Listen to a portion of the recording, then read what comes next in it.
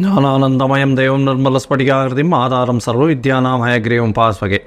Next gen TV நேயர்களுக்கு astro கேஎஸ்ஐங்கரின் பணிவான நமஸ்காரங்கள்.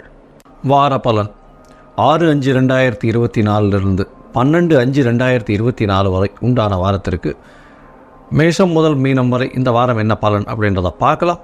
முதல்ல இந்த வாரத்தினுடைய கோல்சாரம் என்ன அப்படின்றத பார்ப்போம். அதற்கு பிறகு இந்த வாரத்தில் வரக்கூடிய விசேஷ நாட்கள் என்ன அப்படின்றத பார்ப்போம். அதற்கு பிறகு இந்த வாரத்தில் எந்தெந்த ராசிக்காரர்களுக்கு சந்திராஷ்டமம் இருக்குன்றதை பார்க்கலாம்.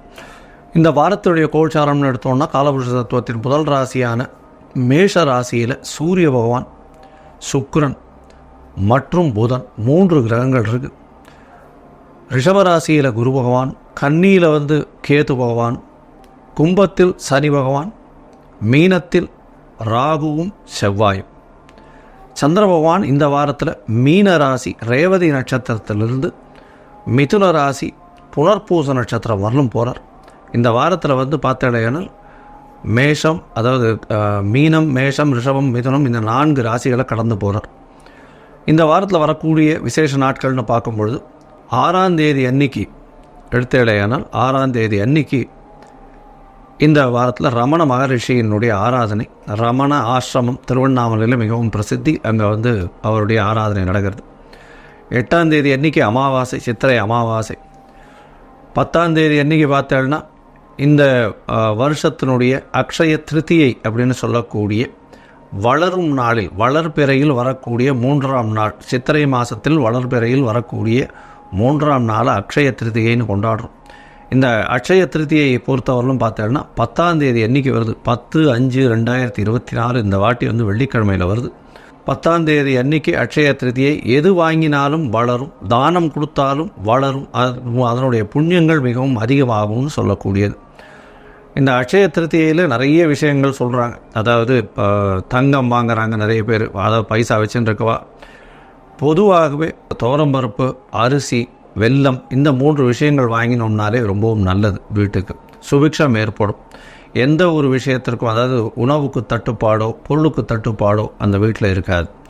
அதனால் புதிய விஷயங்கள் வாங்கணும், சாப்பிடக்கூடிய விஷயங்களாகவும் இருக்கணும். அடுத்தவர்களுக்கு தானம் செய்கிறது மூலியமாக உங்களுக்கு தானத்தினுடைய அதாவது புண்ணியங்கள் அதிகமாக பெருகக்கூடிய காலகட்டம். அக்ஷய திருத்தியில் பார்த்தோன்னா அக்ஷய பாத்திரம் கிடைச்சதாக சொல்லக்கூடிய காலகட்டம். அந்த பஞ்சபாண்டவர்கள் அவர்களுக்கு அக்ஷய பாத்திரம் கிடைச்ச காலகட்டமாக இருக்குது. அதை தவிர இந்த சிலப்பதிகாரம் மணிமேகலைக்கு அக்ஷய பாத்திரம் கிடைத்த நாளாக, கொடுத்த நாளாக இந்த காலகட்டத்தில் சொல்கிறார். அதனால் அக்ஷய திருத்தியை மிகவும் பிரசித்தி விசேஷம். இந்த அக்ஷய திருத்தியில் எந்த ஒரு புதுசு வாங்கினாலும் அடுத்தவர்களுக்கு தான தர்மம் செய்தாலும் மிகவும் ஏற்றமாக இருக்கும். இந்த வாரத்தில் ராமானுஜர் ஜெயந்தி, திருவாதிரை நட்சத்திரம், சித்திரையில் வரக்கூடிய ஆதிரை நட்சத்திரம். இந்த வாரம் 12ஆம் தேதி அன்னைக்கு திருவாதிரை. ஸ்ரீபெரும்புதூரில் மிகப்பெரிய ஏற்றத்தோடு இருக்கும். அவர் பிறந்த ஊர் வேறு. அதனால் ஏற்கனவே 1000 ஆண்டுகள்லாம் கடந்து அவருடைய புகழ் போயின்னு இருக்கு. ராமானுஜர் அதாவது இந்த இதுலேயே சமயத்தில் மிகப்பெரிய ஏற்றத்தை கொண்டு வந்தவர், ஸ்ரீபாஷ்யம் எழுதினவர், மிகப்பெரிய ஏற்றத்துடன் கொண்டாடப்படுகிற ஒரு பெரிய மகான். அவருடைய திருநட்சத்திரம், பிறந்த நட்சத்திரம் இந்த வருஷம் சித்திரை மாதம் திருவாதிரை நட்சத்திரம் 12/5/2024 அன்றைக்கி ஞாயிற்றுக்கிழமை இன்றைக்கி வருது. முடிஞ்சவாரெல்லாம் ராமானுஜரை போய் கோவிலில் சேவிச்சுட்டு வாங்க, இல்லைன்னா ஆற்றுலையாவது சேவிங்க.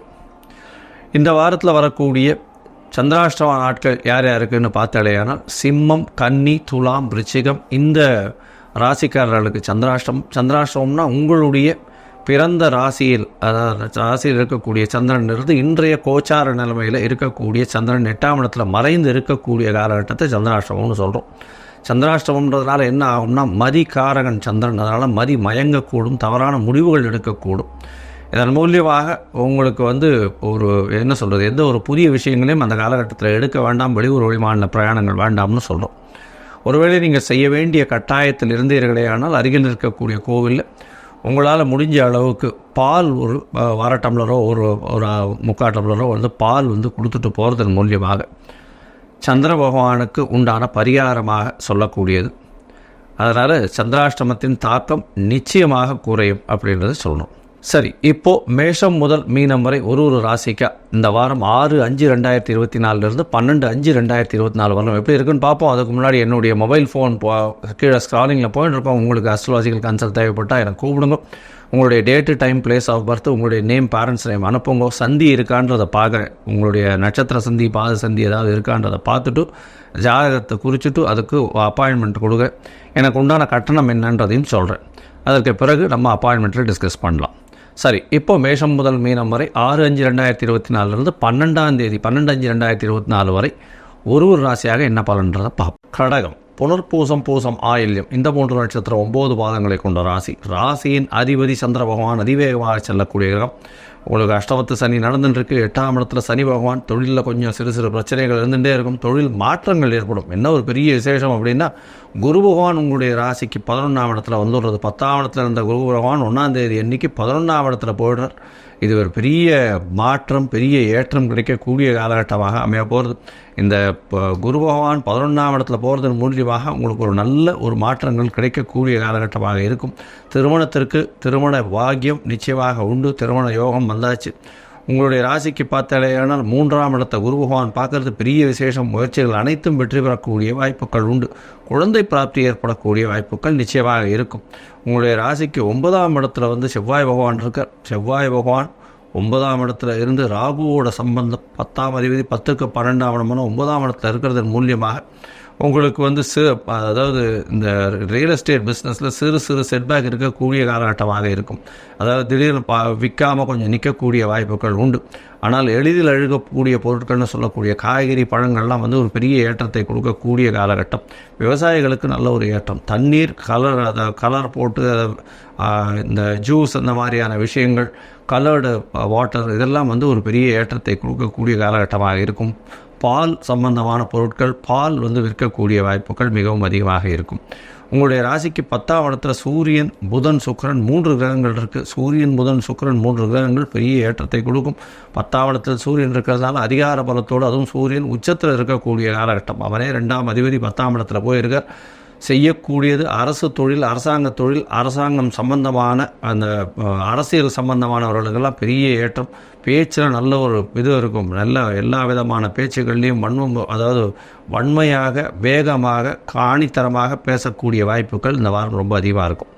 இந்த வாரத்தில் பார்த்தால்தான் அதிவேகமாக செல்லக்கூடிய சந்திர பகவான் உங்களுடைய ராசிநாதன் ராசிக்கு 9ஆம் இடத்துல இந்த வாரத்தை ஆரம்பிக்கிறார். இந்த வாரத்தில் 9ஆம் இடத்துல 6/5/2024 தேதியிலிருந்து 12/5/2024 வரலும் உண்டான வாரத்தில் 6ஆம் தேதி சாயந்தரம் ஒரு 4:30 மணி வரலும் சந்திர பகவான் உங்களுடைய ராசிக்கு 9ஆம் இடத்துல செவ்வாயோடு சேர்ந்திருக்கார். சந்திர மங்கள யோகம் அமையிறது பெரிய விசேஷம். அதற்கு பிறகு உங்களுடைய ராசிக்கு பார்த்தேன்னா 10ஆம் இடத்துல சந்திர பகவான் போனால் 4 கிரகங்கள் இருக்குது. சூரியன், சந்திரன், புதன், சுக்கிரன் 4 கிரகங்கள் 10ஆம் இடம் அதிகமாக வலுவற்று போயிருக்கக்கூடிய காலகட்டம். அதாவது புதிய தொழில் ஆரம்பிக்கக்கூடிய வாய்ப்பு உண்டு. பால் மற்றும் அந்த சம்பந்தமான தொழில்கள் மூலியமாக பெரிய ஏற்றம் கிடைக்கும். கீரை விளைச்சல்கள், நிலத்திலிருந்து வரக்கூடிய தேங்காய், இந்த மாதிரியான விஷயங்கள், கோதுமை இதெல்லாம் பெரிய ஏற்றத்தை கொடுக்கும். உங்களுக்கு கோதுமை எக்ஸ்போர்ட்ஸ் அந்த மாதிரிலாம் பெரிய ஏற்றத்தை கொடுக்கக்கூடிய வாய்ப்புகள் உண்டு. தானியங்கள் ஏற்றுமதி பண்ணக்கூடிய வாய்ப்புகள் இந்த வாரத்தில் மிகவும் அதிகமாக இருக்கும். தானியங்கள் விலையில் கொஞ்சம் ஏற்றங்கள் இருக்கும். உங்களுடைய ராசிக்கு பார்த்தாலேயானால் 8ஆம் தேதி அதாவது சாயந்தரம் ஒரு 8:30 மணி வரலும் சந்திர பகவான் 10ஆம் இடத்துல இருக்கார். அதற்கு பிறகு 11ஆம் இடத்துல குரு சந்திர யோகம் அமையிறது. ராசிநாதனே 11ஆம் இடத்துல இருக்கிறதால நினைத்த காரியங்கள் அனைத்தும் வெற்றிகரமாக முடியக்கூடிய காலகட்டமாக இருக்கும். எது நினைச்சாலும் நிச்சயமாக வெற்றி பெறும். 8ஆம் தேதி சாயந்தரத்துலேருந்து 11ஆம் தேதி அதிகாலை ஒரு 1 மணி வரலும் சந்திர பகவான் 11ஆம் இடத்துல இருக்கார். உங்களுடைய மூத்த சகோதர சகோதரிகள் மூலியமாக நல்ல ஒரு ஏற்றமான காலகட்டமாக அமைய போகிறது. 2வது திருமணத்திற்கு பார்த்து கொண்டிருப்பவர்களுக்கு நிச்சயமாக 2வது திருமணம் ஏற்படக்கூடிய பாக்கியம் உண்டு. உங்களுடைய ராசிக்கு 12ஆம் இடத்துல சந்திர பகவான் போகிறார். 12ஆம் இடம் அப்படின்னு சொல்லக்கூடியது சயனஸ்தானம். ராசிநாதனே 12ஆம் இடத்துல போகிறார். அதன் மூலியமாக சுக செலவுகள் வரும். நல்ல தூக்கம் வரக்கூடிய வாய்ப்புகள் உண்டு. அதாவது தூக்கம்னா உடல் சோர்வாகி நல்லபடியாக தூங்கக்கூடிய, உடல் நலத்துக்கும் நல்லபடியாக இருக்கக்கூடிய வாய்ப்புகள் நிச்சயமாக இருக்கும். எது இருந்தாலும் இந்த வாரம் பார்த்தாலேயானால் உங்களுடைய ராசிக்கு மிச்ச கிரகங்கள் எல்லாமே நல்லபடியாக இருக்குது. ஆனால் சனி பகவான் 8ஆம் இடத்துல இருக்கிறதுனால வேலை செய்யும் இடத்தில் ரொம்ப ஜாகிரதையாக இருக்கிறதும், தொழிலில் ஜாகிரதையாக இன்வெஸ்ட்மெண்ட் பண்ணுறதும், அது தவிர வேலையில் உங்களுடைய சீனியர் சொல்படி கேட்டு நடக்கிறதும் நல்லது. இல்லைன்னா கொஞ்சம் சிறு சிறு பிரச்சனைகள் வரக்கூடிய வாய்ப்புகள் மிகவும் அதிகம் அப்படின்றத சொல்கிறோம். நீங்கள் அருகில் இருக்கக்கூடிய காலபைரவர் போய் சேவிச்சுட்டு வாங்க. நல்ல ஒரு ஏற்றமும் மாற்றமும் இந்த வாரம் கிடைக்கும். லோகா சமஸ்தா சுகினோ பவந்து. நன்றி, நமஸ்காரம்.